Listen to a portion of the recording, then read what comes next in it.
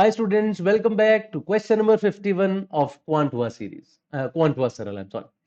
Mayank buys some candies for rupees 15 a dozen and an equal number of different candies for rupees 12 a dozen. He sells all of this for rupees 16.5 a dozen and makes a profit of rupees 150. How many dozens of chocolates did he buy altogether? A question from CAT 2017 slot. The important point to see here is an equal number of different candies at 12 per dozen. So some candies at 15 per dozen, equal number of candies at 12 per dozen, and then all of them are sold at 16.5 per dozen. So I am saying, what if I purchase 1 dozen here and I purchase 1 dozen here, right? So I would be able to purchase these 2 dozens for 27 rupees.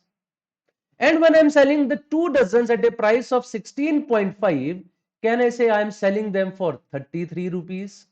So I purchased 2 dozens for 27 and I sold 2 dozens for 33.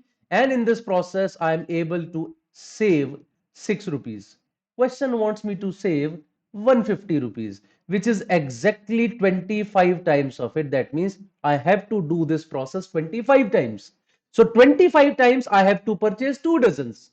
What is the quantity that I need to purchase? It is 50. And that gives me the right answer for this question, a pure aptitude way of solving this question. There is another thing in this question, that is, when you are purchasing the same quantity at a price of 15 and 12, can I say the total quantity is most probably going to be an even number?